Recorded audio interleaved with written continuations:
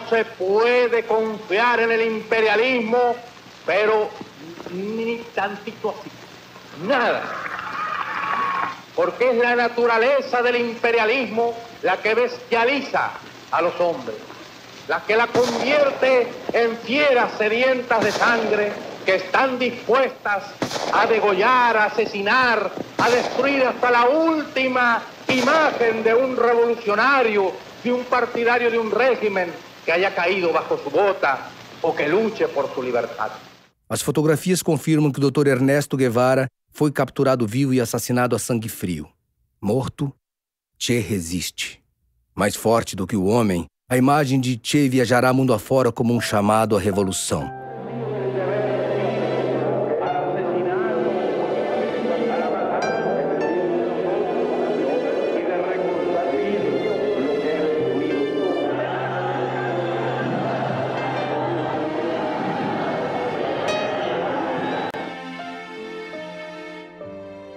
I ain't gonna study war no more. For I believe absolutely that justice is indivisible, and injustice anywhere is a threat to justice everywhere. And I want to make it very clear that I'm going to continue with all of my might, with all of my energy, and with all of my action to oppose that abominable, evil, unjust war in Vietnam.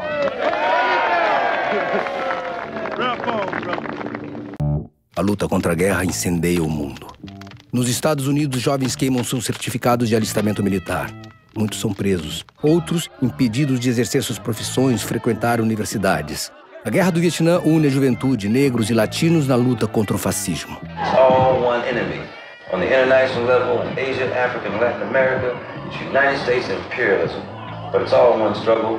All the oppressed people all over the world are struggling against a common enemy. The U.S. fascist, imperialist pigs. Because the fight for black power in this country is indeed a fight to civilize a barbaric country, the United States. You must be able to get the guts as the intellectuals of the black society to say, we are black. Our noses are broad. Our lips are thick. Our hair is nappy. And we are beautiful. And we are beautiful. And we are beautiful. Per esempio l'utopia che aveva Marcuse negli anni 60, quella era un'utopia innocente, nel senso che era l'utopia di un mondo dove non si deve lottare a sangue per realizzare un ordine perfetto, ma solo dove ci si rapporta più direttamente gli uni agli altri, più attenti alla vita quotidiana, più, insomma, quello che lui chiamava Eros, peraltro. Questa è una bella utopia. Le situationnisme, et en particulier à travers la critique de Debord, à travers celle de Van Hegen également sur la misère dans le milieu étudiant, en particulier la misère sexuelle, avait porté un coup assez fort justement à ce qu'on appelle la normalité institutionnelle. On ne pouvait pas s'arrêter simplement à l'aspect politique, proprement politique classique de la lutte sociale, mais qu'il fallait porter justement sur tout cet ensemble de représentations sociales, et en particulier celle qui concernait les domaines jusqu'ici laissés de côté, comme le domaine de la satisfaction des désirs, de la satisfaction sexuelle. O ano de 68 começa no dia 5 de janeiro com a eleição de Alexander Dubček para secretário-geral do Partido Comunista Tcheco. Dubček flexibiliza a economia, acaba com a censura e dá ao povo o direito de circular livremente. Em outubro, que é a época de provas escolares, faltou energia, onde havia um dos colégios estudantis, uma espécie de república, mas do Estado. Estava a época de prova, faltou calefação, e os meninos resolveram sair para a rua protestar, gritando "Rechem svetlo", queremos luz. Mas eles se referiam à luz própria, à luz do Dr. Edison, e não à luz grega, vamos dizer assim. E a polícia, então, resolveu reprimir aquilo, pensando que fosse uma manifestação. Já havia qualquer coisa no ar. Embalada pela imagem do Che, subversivo até para um país comunista e a presença mais do que revolucionária de um roqueiro e sua guitarra elétrica, essa espécie de marcha da família tchecoslovaca com Deus pela liberdade apoia as reformas. Os russos não. A revolta contra o stalinismo e a burocracia socialista mobiliza jovens do mundo inteiro solidários à Primavera de Praga. Ainda que tenha começado no outono e terminado no verão, com um banho de sangue promovido pelos tanques soviéticos.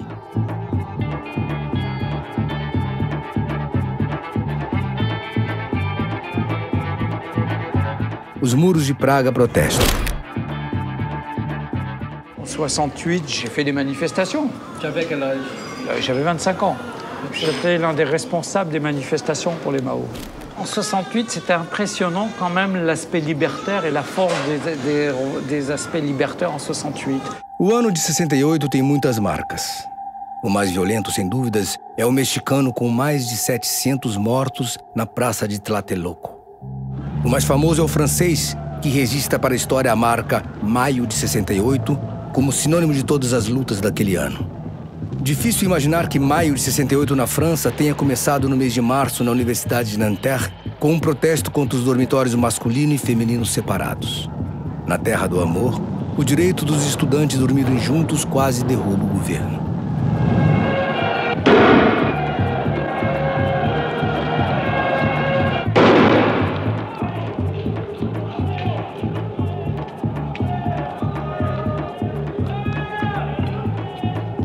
São muitas as sementes da rebelião.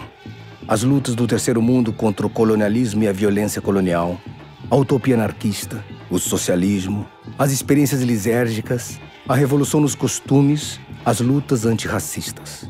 Foi como se o mundo inteiro tivesse entrado em ebulição, animado pelas mesmas ideias, pelos mesmos desejos. Passeatas, protestos, revoluções formavam-se quase que espontaneamente em todas as partes do mundo ao mesmo tempo, sem qualquer planejamento ou liderança comum. Os alemães chamam essa catarse coletiva de Zeitgeist, o espírito do tempo. O historiador francês Yves Rémillon batizou de orgasmos da história.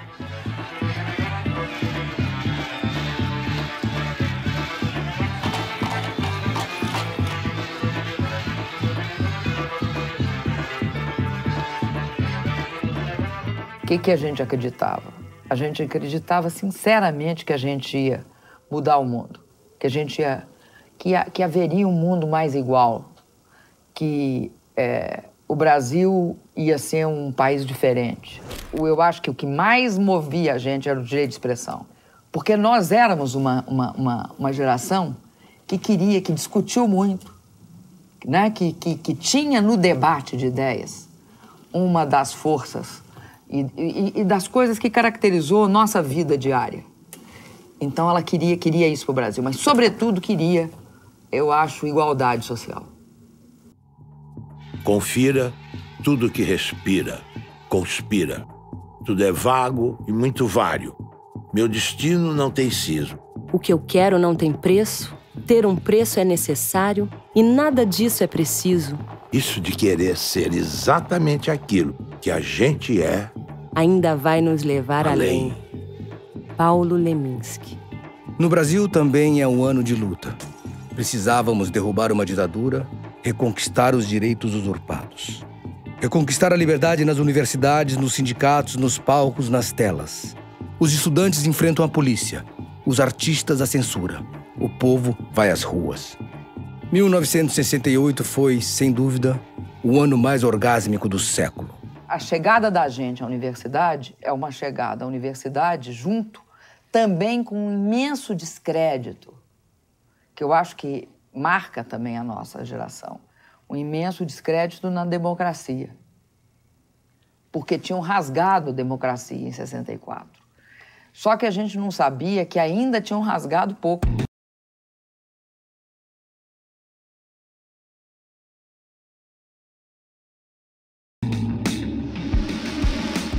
Estou plenamente de acordo com a proposição que está sendo analisada no Conselho. E deveríamos dar a Vossa Excelência, ao Presidente da República, a possibilidade de realizar certas mudanças constitucionais. São absolutamente necessárias para que esse país possa realizar o seu desenvolvimento com maior rapidez. Eu me sinto perfeitamente à vontade, senhor presidente, em dar o meu aprovo ao documento que me é apresentado. Sei que a Vossa Excelência repugna, como a mim, e creio que a todos os membros deste Conselho, enveredar pelo caminho da ditadura pura e simples. Mas me parece que claramente é esta que está diante de nós. Às favas, senhor presidente, todos os escrúpulos de consciência. É do interesse nacional que ponhamos um basta à contra-revolução. Naquela reunião do Conselho de Segurança Nacional, apenas uma voz se levantou contra a ditadura, que foi o Pedro Aleixo. Aí o Gama e Silva se levanta e diz: mas, doutor Pedro, vice-presidente da República, o senhor tem alguma coisa contra as mãos honradas do presidente Costa e Silva, que está aqui? É ele que vai aplicar o AI-5? E o Pedro Aleixo diz uma frase que vai ficar até o fim dos tempos na história do Brasil. Não, das mãos honradas do presidente da República, eu não tenho o menor medo. Eu tenho medo do guarda da esquina. 13 de dezembro de 1968. Uma sexta-feira 13. O AI-5 fecha o Congresso, caça mandatos, prende, exila, censura. A frente ampla da oposição é proibida. O presidente Jango permanece no exílio. Carlos Lacerda perde os direitos políticos. O sorridente JK é preso. Não eram guerrilheiros. Incomodavam a ditadura. Porque aí não dá mais para fazer o filme que a gente quer, não dá mais para dizer o que a gente quer. Alguns companheiros são presos, torturados, outros desaparecem, outros partem para o exílio. Aí vira realmente a grande tragédia, né? 64, 65, 66, 67, a repressão brutal havia acabado com os sindicatos, com os dirigentes sindicais, com as ligas camponesas. E já a partir de 68, de metade de 68, com o movimento estudantil, com a prisão em Ibiúna no Congresso, né? Com a repressão violenta contra os estudantes. Né? Nesse processo de 68 para 69, na virada do AI-5 para 69, muitos estudantes, muitos jovens, eu entre eles, foram para a luta armada. Eu estranho um jovem de 22 anos que quer mudar o mundo, que é generoso, não ser rebelde. Quando você tem uma ordem tão fechada do ponto de vista político e social, como era o que é a ditadura. Para mim, a ditadura tinha o cheiro do fascismo. Eu fui contactado uma vez pelo Mário Alves, depois que ele saiu da prisão, né, e que ele resolveu adotar essa linha armada, né, e disse para ele: olha, Mário, eu realmente não concordo com a sua análise, muito menos com a solução que você apresenta. Eu acho que onde a ditadura é fraca é na luta pela liberdade democrática, porque ela contraria isso, e isso é interesse da maioria do povo. É possível que o povo não tenha se dado conta disso, mas cedo ou tarde vai se dar conta. Agora, o caminho armado é onde eles são fortes, porque você, por exemplo, a mim está me chamando, eu entendo lá de arma, eu sou capaz de pegar em arma, e imagino que a maioria das pessoas que você vai chamar também não tem experiência alguma, sem contar que o contingente que você vai conseguir reunir para enfrentar o exército, a marinha, não, pera lá, né? Brincadeira, tá brincando, isso aqui não é Cuba, isso aqui não é Cuba, isso aqui é um continente, pô, não dá. A resistência ao golpe de 64, que teve essa vanguarda, né, como se pode dizer, armada, né, teve, paralelamente, né, um processo de contestação, de construção, né, cultural, de resistência cultural, né, de militância política, né, representativa. Né, quer dizer, a resistência não foi exclusivamente armada. O encontro de todo mundo, da geração que estava frustrada pela ditadura e que acreditou de 64 em diante que aquilo era um período transitório, que aquilo ia acabar caindo, né? Essa convicção se cristalizou em 1968. Ali houve uma sensação geral de que chegou a hora, vai ser agora. Não passa de 68. Aí, quando passou, os comportamentos foram diversos, né? Houve os que foram para a luta armada e houve os que vieram para a contracultura. Essa geleia geral foi o gênesis de todo um momento, um gênesis que tentou ser castrado aqui no Brasil com o AI-5 e com todo o movimento no mundo todo de restauração da ordem, porque 68 não aconteceu só aqui no Brasil, 68 foi a Terra estava em transe, foi mundial, o mundo todo se mexeu e o mundo todo tomou consciência do aqui e agora. Não estou aqui agora. Não vou esperar que se faça uma revolução, não vou esperar ficar rico, não vou esperar chegar o Messias. Não, eu vou fruir o que eu tenho na minha frente aqui agora. E isso realmente desmantelava toda a estrutura do capitalismo, do socialismo, enfim, tudo. Porque as pessoas começaram a ver o poder que elas tinham de poder dizer sim ao sim e não ao não. Quer dizer, de poder dizer sim ao seu desejo, de poder sim ao fato de estar ali naquele momento com outras pessoas e poder decidir fazer via abaixo todas as máscaras da sociedade de espetáculos. O pessoal da minha geração que viveu essa pré-barbárie, né? Estava na clandestinidade, vivendo em condições difíceis, mas tinha uma grande alegria de viver. Até porque a gente não achava nada demais ter só uma roupa, né? Ter pouco dinheiro para comer. Como disse um amigo meu, você dormia em cima de $200 mil, né? Mas passava necessidade, né? Comia um queijo com goiabada e segurava. Nos anos 70, o Brasil vive a euforia do Brasil grande, do milagre econômico. Vence a Copa do Mundo, é tri. O ditador colhe os frutos. Sua filha da puta, você aqui não tem direito nenhum. Eu sou o Fleury. Me deu uma tremedeira, um frio e um branco total.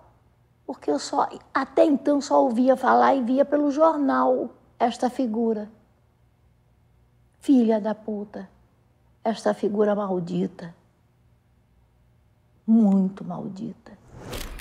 Me levou até uma janela, um vitrô, abriu o vitrô e eu vi um homem nu, de costas.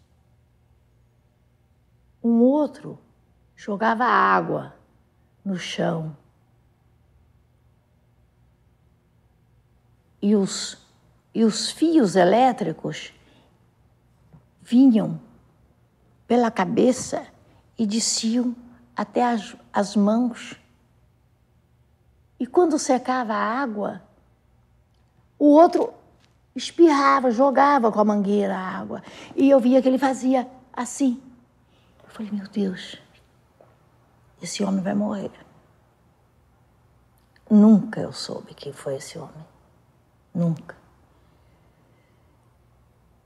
E eu falei, isso vai acontecer comigo e ninguém vai saber. Eu não vou sair daqui hoje. Essa imagem, ninguém tirou da minha cabeça. Do nada, começa uma pancadaria. Me chuta, eu deitado no chão, leva porrada, paulada, chuta, sem falar nada. Esses caras do Fleury eram profissas. Eles não tinham ódio da gente. Era diferente do capitão ou do tenente da polícia do exército, que ele estava inoculado.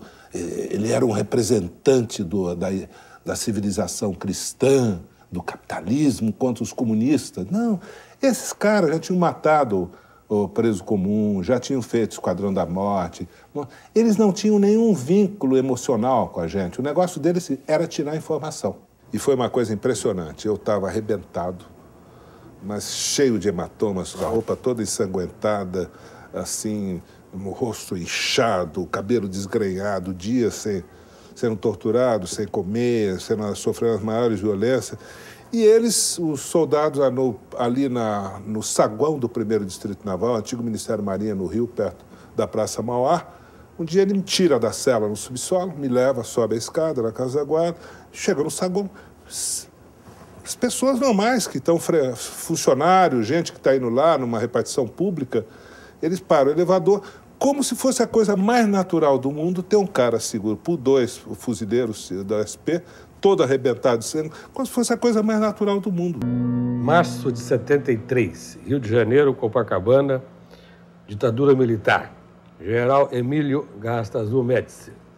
Estou em casa no início da tarde. Meu apartamento é invadido por uma tropa de choque do DOI-CODE. Sou preso ali, sem saber por quê, e aí me agridem, me torturam, me batem de uma maneira violenta, com socos, cacetete, pancada, batendo muito no rosto. Dali, sou levado para o DOI-CODE. Fico lá 6 dias. Sou levado a fazer essa fantástica viagem de avião, sem saber para onde estava levado. Faço uma viagem de 2 horas e meia de avião, encapuçado, como sempre fiquei. Eu estava imaginando que era o Sul. Sou trazido de volta, libertado. No dia seguinte, fui para o Jornal dos Esportes, onde o fotógrafo Alcir Bafa fez uma série de fotos minhas com o rosto todo marcado da tortura ainda. Quer dizer, é um episódio que caracteriza bem o que é uma ditadura, porque eles me soltaram nessas condições, sem nenhuma preocupação que eu pudesse fazer uma denúncia desse fato. 36 anos depois, descobre que esteve em Recife. Do Oiapoque ao Chuí, nenhum dos algozes é punido. Sentem-se protegidos pela lei da anistia. Não dá para imaginar o que é a humilhação de um outro ser humano te olhando e te fazendo mal, te dando um choque no peito cheio de leite. O que leva um cara a fazer isso? E esses eram os caras que mandavam no Brasil naquela época. Hoje a minha luta é para botar os responsáveis que ainda existem por aí a responder por esses crimes. Não existe anistia para os dois lados, não. Entende? Todos os países do mundo foram buscar seus torturadores. A fronte envolta em folhas de loureiro, não a escondemos, não. Era um guerreiro. Despiu por uma ideia a sua espada. Alma cheia de fogo e mocidade, que ante a fúria dos reis não se acovarda. Sonhava nesta geração bastarda, glórias e liberdade. Tinha sede de vida e de futuro. Da liberdade ao sol curvou-se puro e beijou-lhe a bandeira sublimada. Amou-a como a Deus e mais que a vida. Perdão para essa fronte laureada. Não lanceis a matilha ensanguentada, a águia nunca vencida. Álvares de Azevedo, a lira dos 20 anos. A partir de 69, quando Marighella seria assassinado, logo depois de 70 seria Mário Alves, logo depois seria Câmara Ferreira, logo depois seria Lamarca, sem falar dos jovens, né? Viu? Cada vez mais perseguidos, sobretudo se eles tinham vontade de lutar, né? Sobretudo se eles eram aquilo que a repressão catalogou com um título especial, os irrecuperáveis. Eu lembro quando eu saí da cadeia, eu senti uma coisa muito forte. Eu senti uma grande solidão, porque quem eu conhecia ou estava na cadeia, ou tinha saído do Brasil, ou estava morto. La soledad de mi mano se da con otras, buscando dejar lo suyo por los demás. Que a mano herida que suelta sus armamentos, hay que enamorarla con la mía o todas, que las van a alzar, que las van a alzar. Una cosa aprendí junto a soledad, que el llanto hay que empuñarlo, darlo a cantar. Otra cosa aprendí junto a soledad, que la patria no es un solo lugar. Una tercera cosa nos enseñó, lo que no logre uno, ya lo harán dos. En algún sitio del viento de la verdad está con su sueño entero la soledad. No quiere palabras largas ni aniversarios, su día es el día en que todos digan, armas en la mano, patria roja y ju, patria roja y ju.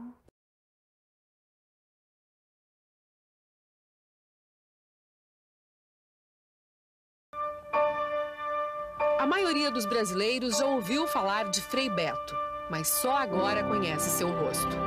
O teólogo dominicano, autor de 48 livros, hoje assessor especial do presidente Lula, passou os últimos 30 anos sem dar entrevistas para a televisão. Em visita ao estado nessa semana, ele falou sobre um episódio que marcaria sua vida. A prisão, no dia 9 de novembro de 1969, em Porto Alegre. Eu me lembro de cenas muito marcantes. Eu fui levado para assistir tortura de presos comuns, como ameaça a mim, né? E talvez ver uma pessoa ser torturada seja talvez pior do que ser torturado. Eu fui colocado numa cela solitária que nem banheiro tinha. Não foi o único religioso preso naquele dia. A caçada arrastou nomes importantes da Igreja Gaúcha. 7 religiosos foram levados, entre eles os gaúchos Manuel Valiente e Antônio Sequim. Viraram manchete nacional. Capa da revista Veja. Agora, quase 34 anos depois, Valiente e Sequim falam pela primeira vez sobre aquele 9 de novembro de 1969. Era domingo. O padre Manuel Valiente estava no lugar de sempre. Há 12 anos, era o pároco da Igreja da Piedade, bairro Rio Branco. Ao meio-dia vieram aqui, né, quando terminavam as missas, íamos saindo. 4 policiais desciam aqui a calçada, pediram para entrar e ficaram aqui 2 horas revistando tudo, documentos, cartas, tudo, né? Então saímos aqui num jipe da polícia aberto e desfilamos aqui pela rua Paulino Teixeira até o DOPS, né, ladeados por policiais. Então, as famílias todas abriam as portas, janela. O padre Manel está sendo levado preso. Foi muito doloroso, porque fui arrancado, né? Fui arrancado. Um sequestro, né? Um sequestro arranqueado por policiais do DOPS, 4 policiais. A ação foi sincronizada. Às 4 da tarde, a polícia bateu neste prédio no centro de Porto Alegre. Apartamento do irmão marista Antônio Sequim. A minha mãe dizendo que eu não estava aqui. Não tá assim. Nós vamos botar a porta abaixo se vocês não abrirem. Né? Tinha pelo menos uns 10 aqui em cima na escada e na porta do elevador. A primeira viajada do elevador, eu desci no meio de 4 metralhadoras. Lá embaixo já tinha uma meia dúzia de camburões, aí me dei conta na saída que não tinha nenhum trânsito aqui, estava fechado todo o quarteirão. Eles imaginavam que isso aqui era o tal do aparelho central de Porto Alegre, imagina. Todos foram levados para o DOPS, na Avenida Ipiranga. Foram vários dias de interrogatórios. Toda sorte de perguntas, né? Procurando, assim, surpreender a gente numa confissão, né? Então, qual é o envolvimento com terrorismo, né? Qual é o envolvimento, qual é a sua mensagem, o que o senhor fala, o que o senhor diz na sua igreja. Antônio Sequim não acreditava. O marista, que tinha trabalhado com o Papa João XXIII no Vaticano, mestre em economia em Paris, era um intelectual reconhecido pela igreja. A gente tinha sempre um relacionamento com a alta sociedade, assim, muito dentro das regras, e de repente, né, a gente brutalizado ali. Eu achei impossível, né, que isso acontecesse comigo. Né? Realmente foi, assim, um choque muito grande. Padre Manuel era o homem que aparece contra a luz. Pela janela, ele passava bilhetes para a imprensa, escritos em papel de cigarro. Até hoje estão guardados.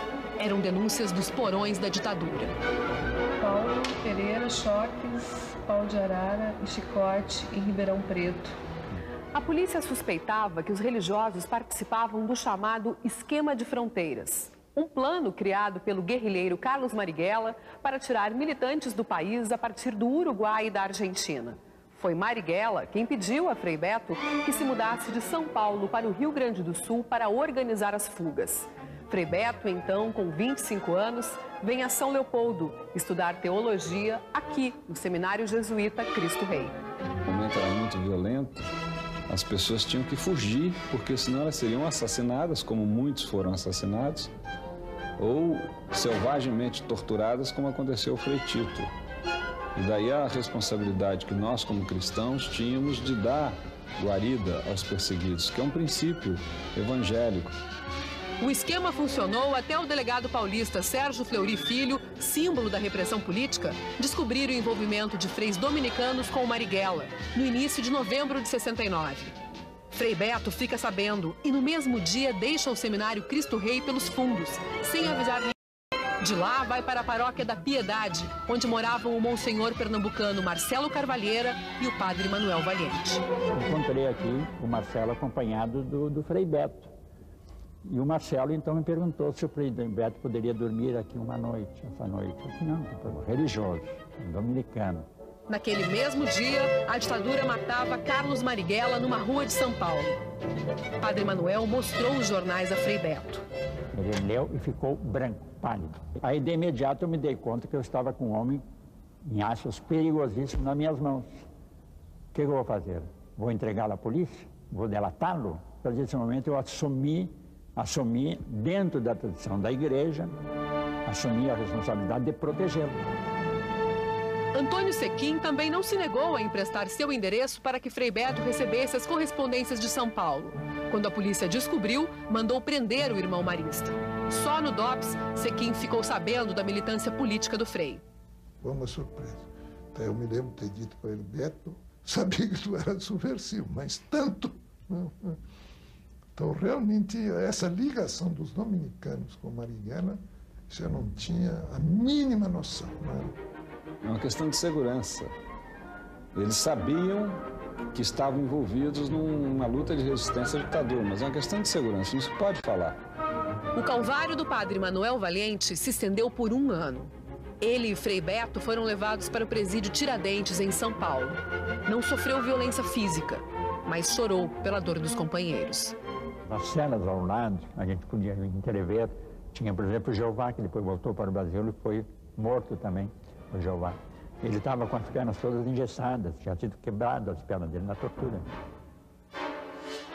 O marista Antônio Sequim não chegou a cumprir pena, mas em 72 a polícia voltou a tirá-lo de casa.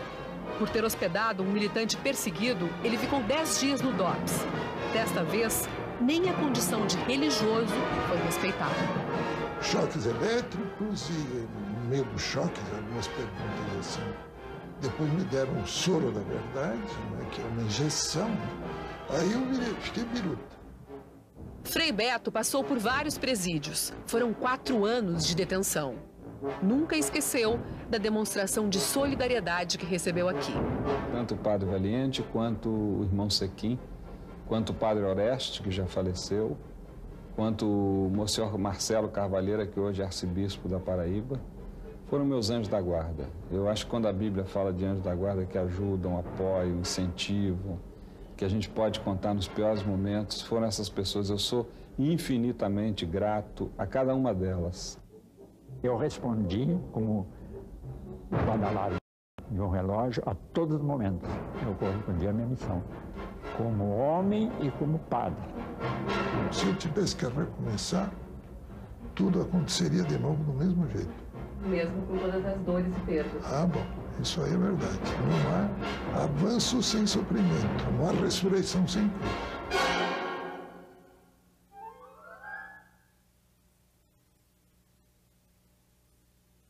A juventude, especialmente a juventude, começa a se dar conta de que não há um espaço político para se opor à ditadura, que as portas foram se fechando.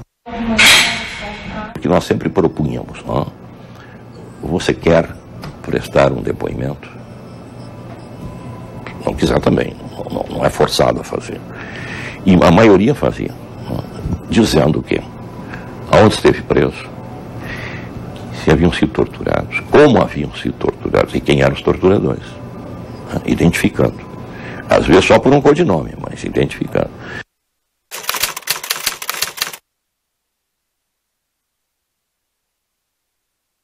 O primeiro centro clandestino de repressão da América Latina foi aqui em Porto Alegre, o Dopinha, na rua Santo Antônio, número 600. E este local foi dirigido por militares do Exército Brasileiro, policiais civis do estado do Rio Grande do Sul e mais um número grande de jovens que usavam para infiltrar e também até para trabalhar no setor mais administrativo.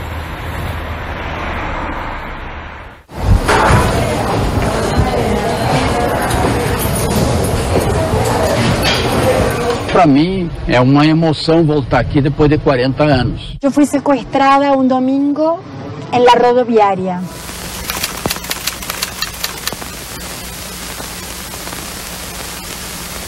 Tinha então a responsabilidade de não dizer nada a respeito do que eu conhecia da organização e das outras organizações. E eu não disse um nome.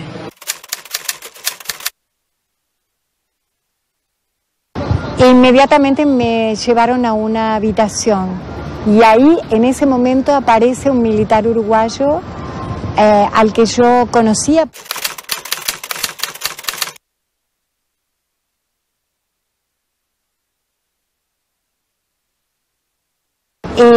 Y en ese momento me llevaron a un lugar que yo no sabía que era la delegacia, porque me llevaron con capucha, tirada para abaixo em um auto. Eu fui preso e conduzido até o Palácio da Polícia. Me colocaram um capuz preto.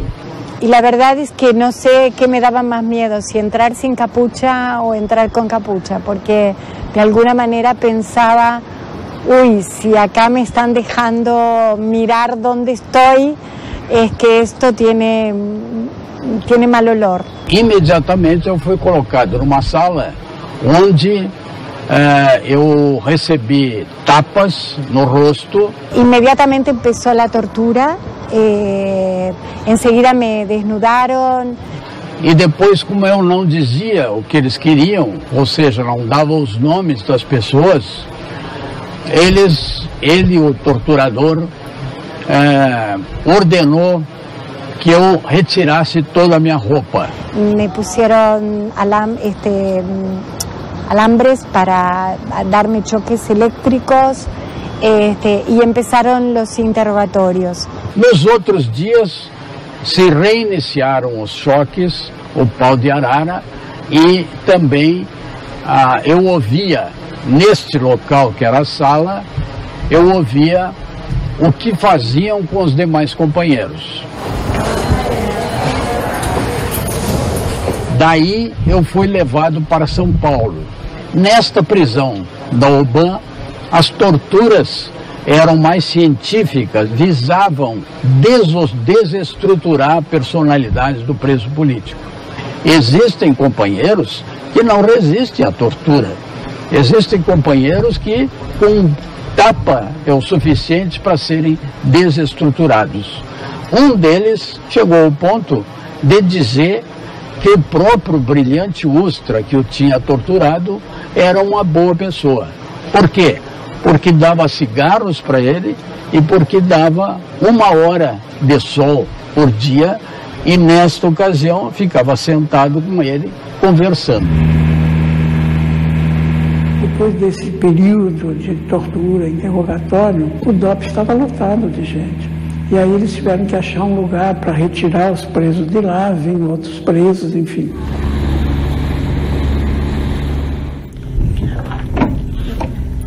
Aqui era a entrada, a porta principal da entrada do presídio aqui da ilha. E aqui entrava para as celas. Eram celas que, cada cela dessas aqui, ficava mais ou menos de 6 pessoas, por aí um pouco mais, um pouco menos. Nessa cela aqui foi a cela que eu fiquei com outros companheiros, nós ficamos aqui.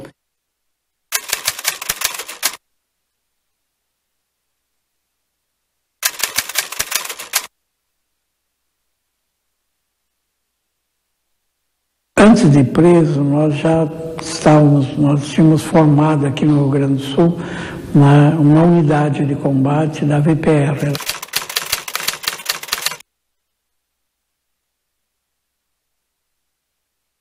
Mais ou menos repetindo um pouco o que faziam no Rio e São Paulo. Aqui tinha o nosso banheiro, que era só esse buraco que tem ali no chão, onde fazia as necessidades. Então, quando o pessoal estava aqui parado, descontraído, tal, quando ouvia o barulho da barra, todo mundo ficava parado, ninguém falava.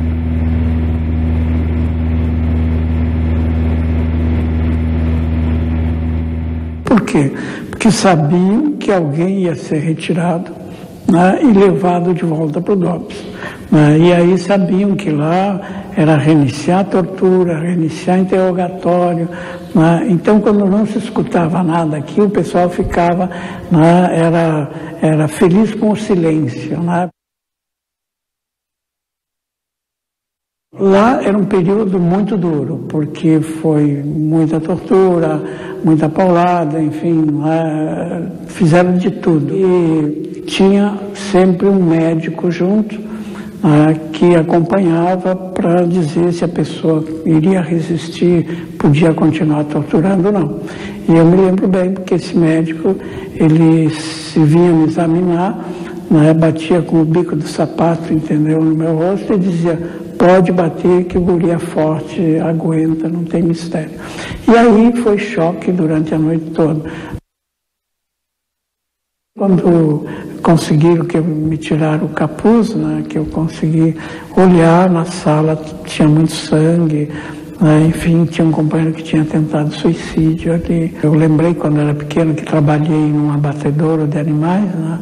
Eu logo lembrei aqui também um abatedouro só de pessoas, né? Eu digo, a única coisa que nós tínhamos para oferecer não era experiência, não era manejo de arma, não era nada, mas era aquilo que nós tínhamos de mais caro, que era a nossa própria vida.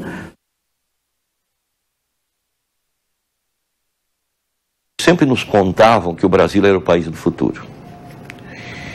E o governo João Goulart, especialmente as suas propostas de reformas de base, nos assinalavam que, olha, o futuro chegou. É agora o Brasil vai dar aquele salto. Então, era isto, é isto que movia todos. E fomos podados, fomos cortados e pagamos um preço altíssimo.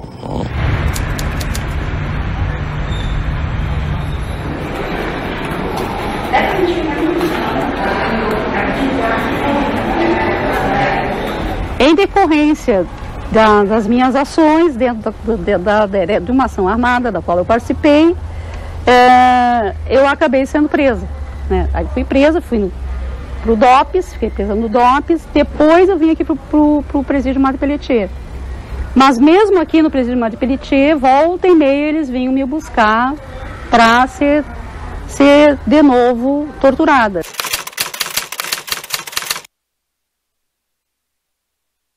Cada vez que alguém era preso e falava de alguma coisa que eu não havia falado e dizia que eu sabia, eu era de novo levada para ser inquirida. E ser interrogada significava tortura. Quando nós fomos presos, em abril de 1970, a nossa Polícia Civil aqui, ela ela dava na tabefe, soco e pau de arara, tá? Mas aí veio para cá o Paulo Malhães, que era um militar treinado, para ensinar os nossos inspetores aqui, policiais, a fazer tortura, a tirar informação de preso político. Certos pontos do nosso corpo que tu aperta e dá uma dor violenta, porque o que eles chamavam de tortura científica era tu torturar e deixar o mínimo possível de marcas no corpo do torturado, tá? E aniquilar o torturado, inclusive psiquicamente, tá? Eles eram mestres nisso daí. Uma das boas coisas que eu encontrei aqui nesse presídio foi uma irmã, uma freira, que era bem jovem, essa freira, que cada vez que eles vinham me buscar e me levar para o DOPS, ela ia para a capela para rezar, para que eu voltasse com vida. Porque depois eu soube, através dela mesmo, que havia um boato de que eu estava condenada à morte.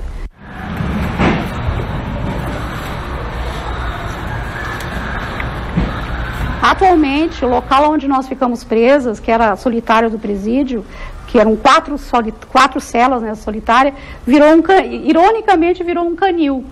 Eu falo ironicamente porque eu sou médica veterinária, não é, gente? Então, aqui, por exemplo, a minha cela é a maternidade do canil.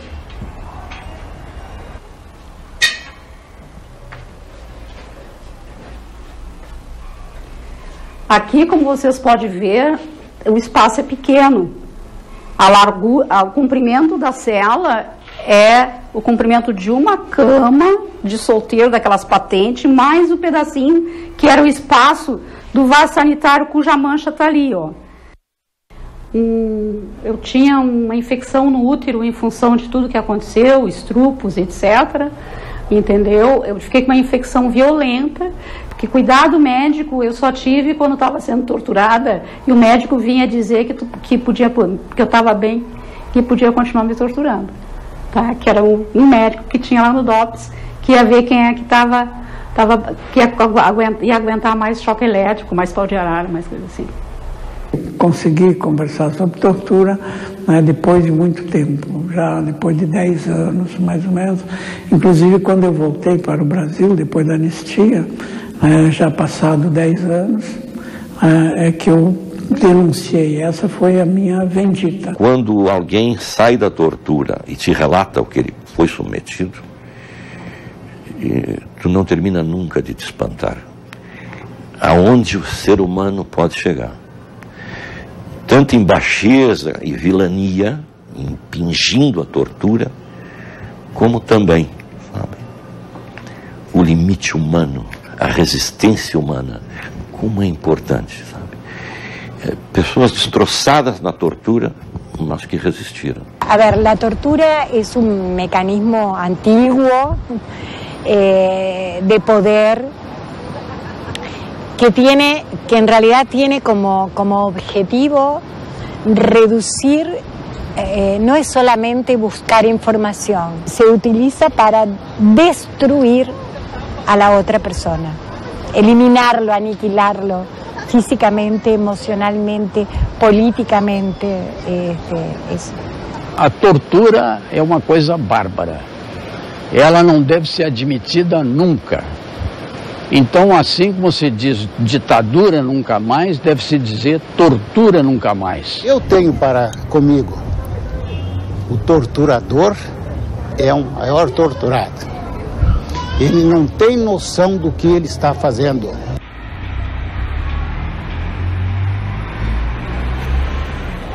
Tudo começou em 1961 na Rede da Legalidade.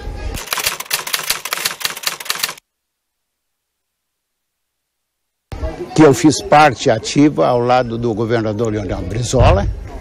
Então nós reagimos à agressão do 1º e 2º Exército, Rio-São Paulo, que iam bombardear o Palácio Piratini e iam matar o governador Brizola. Os algozes da Revolução de 64 que se instalaram no governo se sentiram atingidos pela reação nos quartéis, tanto do Exército, Marinha, Aeronáutica e das polícias militares.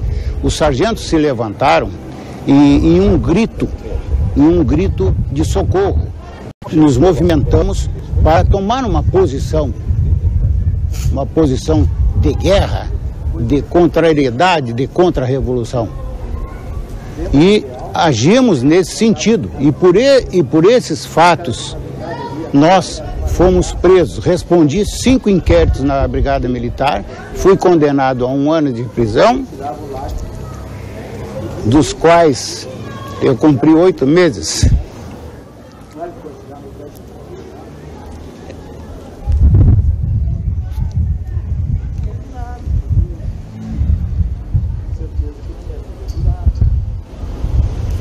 Nesta casa, que serviu de prisão e de local de tortura psicológica, porque a todo momento éramos ameaçados de morte.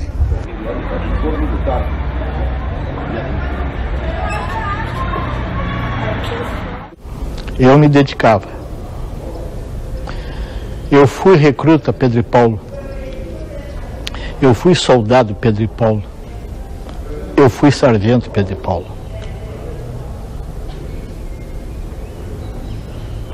Não tinha hora, não tinha dia, não tinha chuva, tinha sol. A gente trabalhava amor ao próximo, resolvendo o problema do próximo. E amor à farda. Nós dedicava a nossa vida à farda. Então, por que de uma hora para outra eu não presto? E aí, por que de uma hora para outra meus colegas não podem se aproximar de mim? O que eu tenho?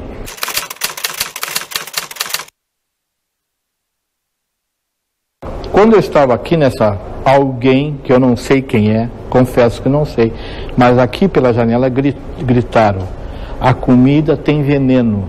Eu recebi o pão no café da manhã, eu guardava o pão. E quando eu ia no banheiro, eu lavava aquele pão para diminuir, se é que tinha veneno, para diminuir a intensidade do veneno. E isso era o meu almoço e minha janta. O resto do pão. Eu fiquei numa sala de aula. Depois me tiraram da sala de aula, me colocaram no arquivo. Arquivo era fétido, papéis velhos, né, barata. Então a aula do primeiro ano era inclusive esse corredor, né? Aqui era o arquivo, com passagem para a sala do comando.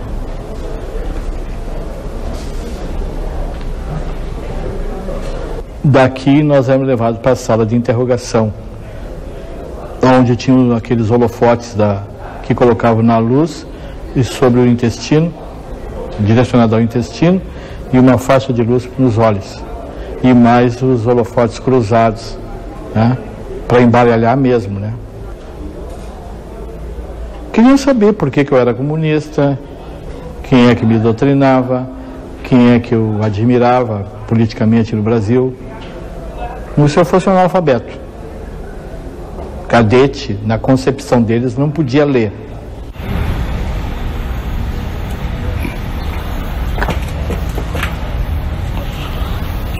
Então, porque aqui eu iniciava um curso. Embora já fosse policial militar de tropa, né? Aqui eu estava me qualificando. E cortaram a minha qualificação.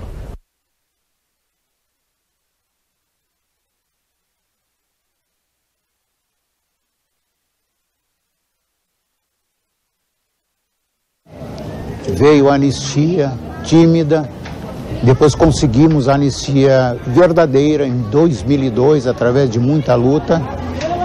Eu era proibido de trabalhar e de estudar no território nacional. Eu tinha um escritório de contabilidade clandestino. Eu estudava clandestinamente, até que a Universidade Federal do Rio Grande do Sul perdeu o meu nome da lista da ditadura e eu consegui me formar em contabilidade.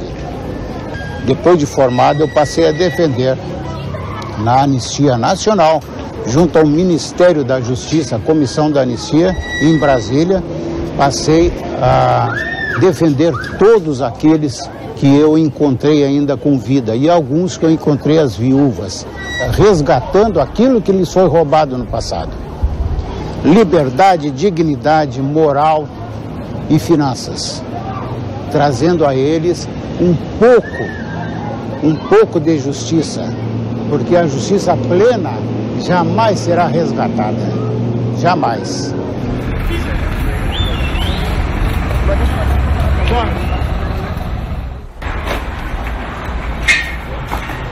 Eu saí daqui do presídio Mário Pelletier em 1971, um ano e 2 meses depois de ter sido presa, porque a minha prisão preventiva foi relaxada. Tá? Depois eu fiquei 2 anos com liberdade vigiada, que significava o quê? Significava eu uma vez por semana ir na auditoria militar e assinar um livro-ponto para dizer que eu não tinha fugido.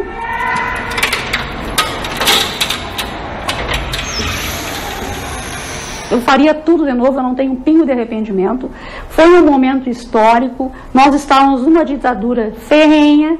Quem não viveu uma ditadura não pode sequer imaginar o que é tu não ter liberdade de nada. Eu faria tudo de novo.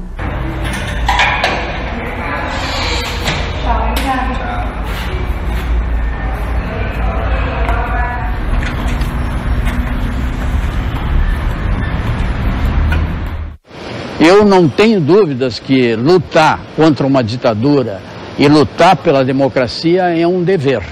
E no meu caso particular, eu acho que é um dever moral e um dever de cidadão.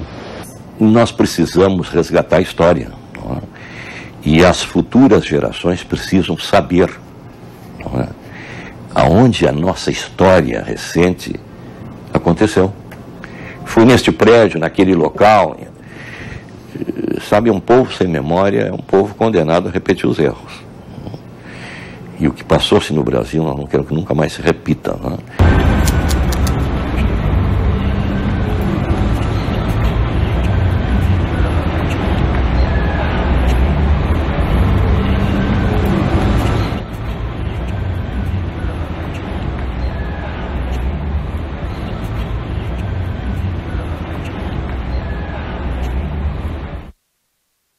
El ocultamiento implica complicidad. En definitiva, la verdad se convierte en un enemigo que hay que perseguir y por eso se silencia o se secuestra. Creo que Brasil está hoy como comenzando a saldar una deuda histórica que tiene con la verdad, que tiene con la memoria, que tiene con la justicia.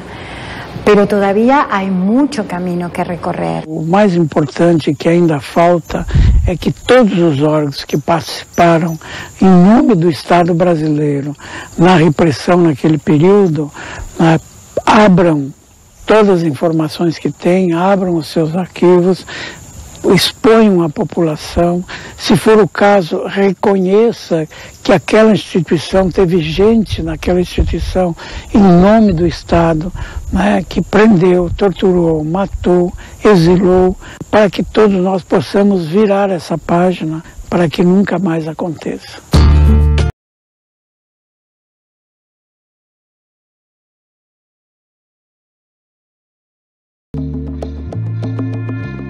No Brasil, o deputado baiano Francisco Pinto é condenado e preso por dizer a verdade sobre Pinochet.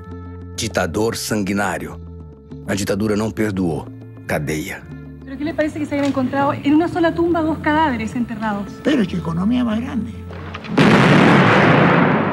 Já se costurava em 1973 uma santa aliança entre as ditaduras que desembocaria na Operação Cóndor. El descubrimiento de la Operación Cóndor nos llevó 15 años de investigación. La primera información sobre el cóndor yo lo supe en el vientre del cóndor. Vuelvo a mi país, me detienen, me secuestran, me llevan ante un tribunal militar integrado por agregados militares de Argentina, Brasil, Bolivia, Chile, Uruguay y militares paraguayos. Durante 30 días me torturaron. Estamos hablando del 26 de noviembre del año 74. Durante 30 días fui interrogado por estos militares. Y era un tribunal militar y después supe que eran agregados militares elegantemente vestidos. Parecía que se iba a una fiesta de gala. Y la mayoría tenían anteojos negros. Y he visto alrededor de 1.200 torturas. 1.200 torturas. Gente de todas las edades y de todas las nacionalidades. 2 pessoas, 2 montoneiros. Horácio Domingo Campiglia, junto com Mônica Susana Pinos de Binstock, saem do México e no galeão eles são levados para Buenos Aires e estão desaparecidos.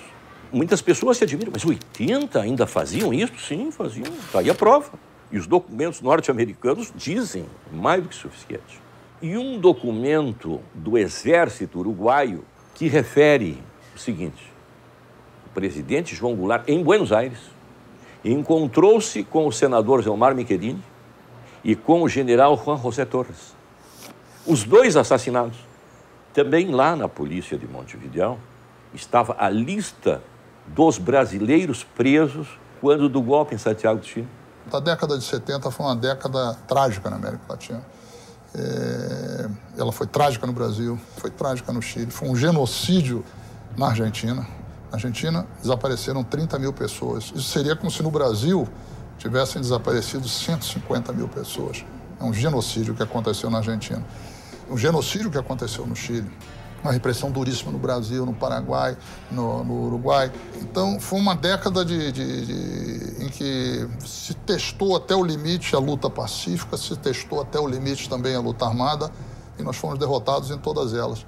Mas, por incrível que pareça, acho que plantou-se com aquilo, olhando para frente, com o decorrer do processo político, um profundo compromisso com a democracia, um profundo apego à luta democrática. E eu acho que a América Latina é muito mais democrática hoje do que foi no passado. O Brasil é muito mais democrático hoje do que foi no passado, porque eu acho que a gente aprendeu a conquistar... A gente, que eu digo, é a sociedade como um todo, que nós não queremos aquilo de volta nunca mais. Decirles simplesmente a los militares, bárbaros, as ideias não se matam.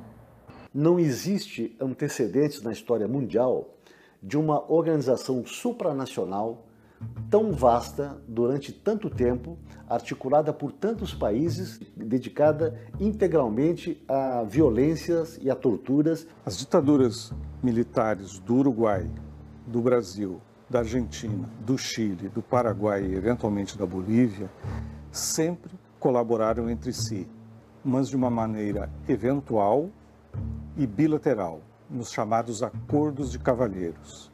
Com a Operação Condor, no final de 1975, tudo isso foi sistematizado.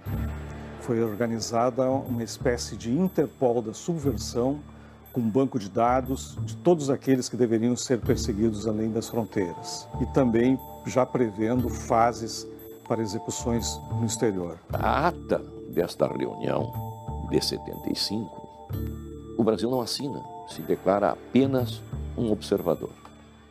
E por que razão? 75, novembro de 75, a ditadura brasileira já havia exterminado com todos os grupos de resistência. Mas não significa que não tenha continuado colaborando. Apesar de não ter assinado a ata do acordo oficial para a criação da Condor, o Brasil foi fundamental para o funcionamento do esquema. O Brasil participa principalmente com a sua experiência. Provavelmente o Brasil participa com o modelo de documentação e com a rede de informação, porque o SNI já era o maior sistema de informação que existia nacionalmente e muito eficiente. A ditadura brasileira chegou a criar dentro do Ministério das Relações Exteriores uma estrutura específica para atuar na operação. Pio Correia, além de ser um agente da CIA, ele cria no seio do Itamaraty algo absolutamente clandestino, chamado CIEX, Centro de Informações do Exterior, e organiza uma grande base em Montevidéu. E dali, com seus agentes, faz todo um trabalho de campo no Chile, no Paraguai, na Bolívia, no próprio Uruguai e na Argentina. Esse documento inédito do DOPS, Departamento de Ordem Política e Social de São Paulo, mostra como a operação funcionava. Um agente brasileiro relata que o cônsul-geral da Argentina no Brasil, Júlio Alfredo Freixas, teria ordenado a prisão de 2 argentinos que moravam na capital paulista. O texto deixa claro que o policial federal argentino Sérgio Martínez e outro militar do mesmo país acompanharam a prisão e o interrogatório. Depois disso, os presos foram levados para a Argentina. Essa cooperação permitia aos regimes monitorar e capturar militantes nos demais países que faziam parte da aliança. Você tinha um argentino que você prendia no Brasil, o Brasil entregava de mão beijada para a repressão argentina. Embora a fundação oficial tenha sido em 1975, há registros de outros casos anteriores a essa data. O Brasil foi o criador da operação. O Brasil foi aquele aparelho repressivo brasileiro já altamente sofisticado, que em 70, dezembro de 70, realiza a primeira Operação Condor em Buenos Aires. Vítima, o coronel Jefferson Cardan de Alencar Osório, seu filho e um sobrinho. O militante político Edmur Péricles, líder da organização M3G, Marx, Mal, Marighella e Guevara, foi o primeiro desaparecido da Operação Condor que se tem registro. Nesse documento do Serviço Nacional de Informações, o SNI, de 1971, há um relato do sequestro. O avião de Edmur partiu de Santiago, no Chile, rumo a Montevidéu, fazendo uma escala em Buenos Aires. Ele foi preso na capital argentina por policiais daquele país e entregue às autoridades brasileiras. Ele nunca mais foi visto. O militante brasileiro Cláudio Gutierrez foi sequestrado no Uruguai, mas conseguiu se salvar. Ele era exilado político em Montevidéu quando foi preso com um amigo pelas polícias uruguaia e brasileira. Eles fazem uma operação junto da polícia uruguaia e da polícia brasileira para me sequestrarem em Montevidéu. Fomos presos, levados inicialmente para Inteligência e Enlace. Inteligência e Enlace era o DOPS deles, era o organismo encarregado da repressão política. Para não ser morto pelos militares, Cláudio se cortou e foi parar no hospital. Lá, o médico conseguiu avisar a imprensa. E com a repercussão do caso, o militante foi solto. A Operação Condor pode ter sido muito maior do que se sabe para este historiador. Tudo que nós podemos imaginar como Operação Condor tem a ver com milhares e milhares de ações de controle, de perseguição, de vigilância, coisas que muitas vezes as vítimas nem se deram conta disso. Uma história que ainda precisa ser contada por inteiro. Esse quebra-cabeças ele começa a ser montado justamente com o depoimento dos que sobreviveram e foram vítimas da Operação Condor e dos seus familiares. É com essa multiplicidade de fontes, com documentos, com relatos pessoais, com outras conferências de dados, que se pode ter uma dimensão melhor de tudo que foi a Operação Condor. Mas eu ainda acho que estamos longe disso.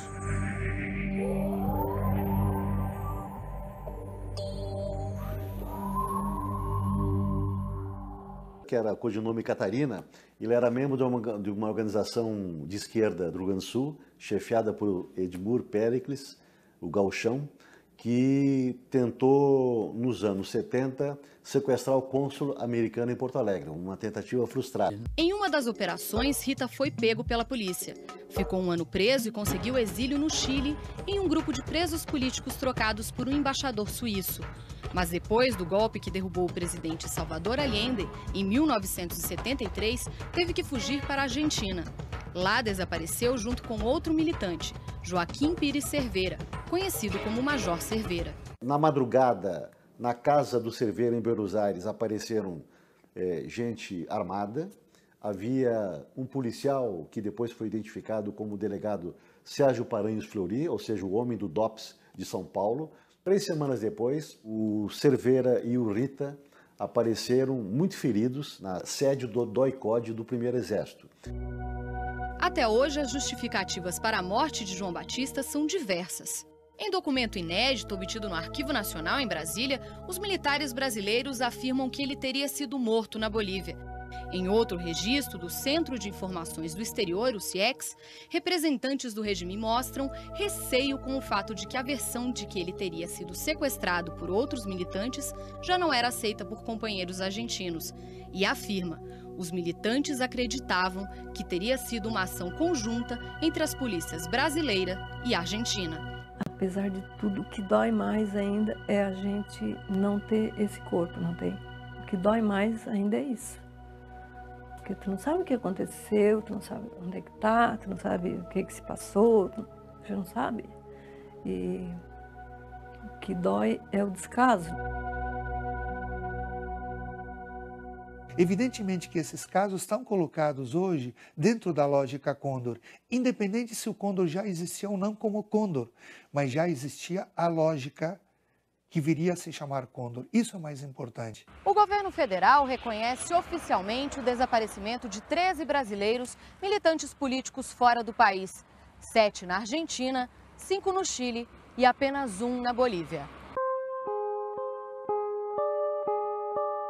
A Operação Condor ficou conhecida a partir de um episódio marcante, a tentativa frustrada de sequestro dos uruguaios Lilian Celiberti e Universindo Dias, em 1978, em Porto Alegre. Primero me detuvieron a mí en la rodoviaria de Porto Alegre. Yo estaba con mis 2 hijos. Mi hija pequeña tenía 3 años estaban en la casa. Lo que tenía peor miedo, pánico, era que justamente llegaran hasta mi casa, que finalmente sucedió porque justo en mi bolsa tenía la inscripción a la escuela. Os militares prenderam o casal e as crianças e mandaram todos de carro para o Uruguai. La única cosa que pensaba es, tengo que hacer algo para salvar la vida de mis hijos. Tenía que lograr que me volvieran a traer a Porto Alegre. Foi o que aconteceu. Lilian disse que uma grande reunião de militantes políticos seria realizada no apartamento onde morava na capital gaúcha. Eles a trouxeram de volta para Porto Alegre e ela conseguiu denunciar o sequestro a um amigo, que acionou a imprensa. A chegada dos jornalistas Luiz Cláudio Cunha e João Batista Scalco frustrou a operação. Era uma campana, uma ratoneira na gira da repressão, armada para pegar militantes da organização da Lília Celiberti. Para azar deles, eram jornalistas. Os dois jornalistas e o advogado dos militantes levaram o caso a público. O fato de que havia um testemunho de brasileiros, e pior que isso, jornalistas, no meio da operação, obrigou a ditadura a não seguir a sua praxe de sangue, ou seja, desaparecer com as vítimas do sequestro. Não foram assassinados por causa da movimentação nossa, das denúncias que a gente fez, das notícias que saíram na imprensa e da posição destemida nossa que denunciávamos e que eles deveriam dar conta. Esa situación comprometía a Brasil. Brasil no quería ser comprometido en un caso concreto del Cóndor. Para Brasil significaba una cosa nueva, porque nunca les habían probado uma participação ativa no Cóndor. Então o Brasil não pode posar de santinho, ele tem as suas digitais marcadas na fundação e na operação da Condor. E o Brasil tem que se envergonhar muito disso.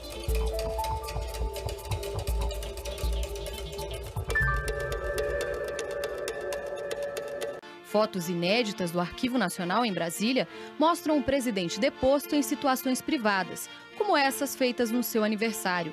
Os registros feitos por agentes dos órgãos de espionagem indicam que os autores das fotos estavam na festa e mantinham relação próxima com João Goulart. Ele não se importava muito. De certa forma, talvez ele soubesse que era vigiado, mas não era uma coisa que o incomodava.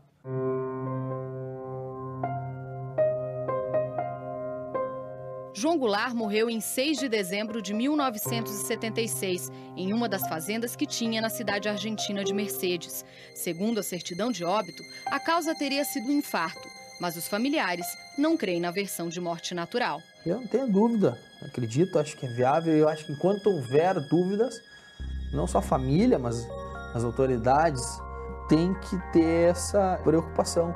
A família acredita que a organização da volta de Jango ao Brasil foi o fato determinante. Esse documento do Ministério das Relações Exteriores mostra as preocupações da ditadura brasileira. Oficiais afirmam que a estadia de João Goulart na Argentina seria passageira e que o objetivo dele era voltar ao Brasil. Este ex-agente da repressão uruguaia reacendeu a suspeita sobre o caso.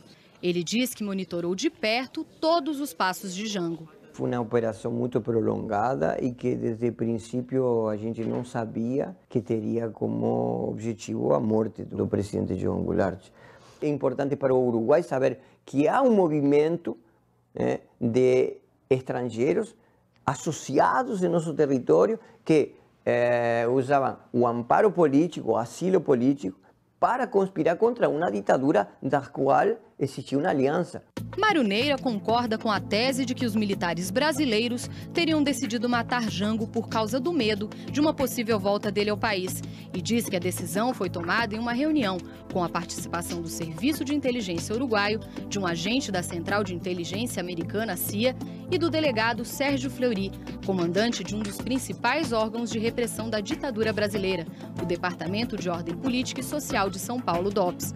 Segundo o ex-agente uruguaio, os comprimidos que João Goulart tomava foram trocados. Ele não comprava de um, comprava de um lote.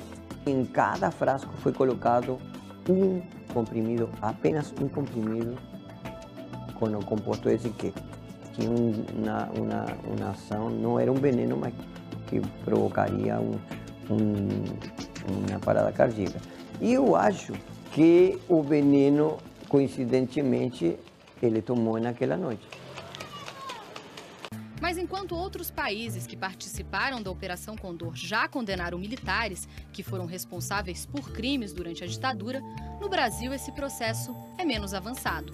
Eu olho a Argentina com inveja, porque lá tem funcionado. A Suprema Corte Argentina examinando a lei de obediência devida, ponto final, isso é absolutamente constitucional. Por quê? Porque elas não respeitam as convenções internacionais das quais a Argentina é parte. A mesma coisa aconteceria com o Brasil, mas não, aqui isso não tem prosperado.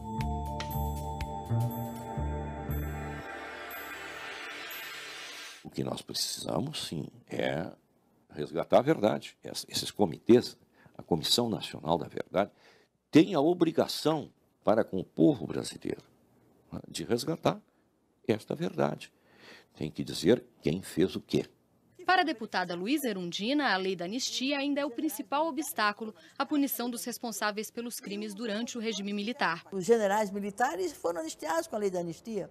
E os opositores tiveram que pagar com prisão, com exílio, com processos na justiça militar. Portanto, eles já pagaram. O outro lado não pagou ainda. Portanto, lamentavelmente, e é isso que a gente não pode se permitir, que haja mais retrocessos da democracia brasileira. E essa democracia ela não só tem que se consolidar na forma de não correr riscos de retrocesso, mas ela tem que se aperfeiçoar. Mas mesmo assim, a criação da Comissão da Verdade do governo federal e o surgimento de comitês nos estados devem ser vistos como um ponto de partida, na opinião de estudiosos do tema. Nos estados foram se criando comissões, maravilhoso, quanto mais melhor, para ver se nós conseguimos, ao final das contas, chegar aonde devemos chegar, apontar aqueles que foram responsáveis por estes crimes.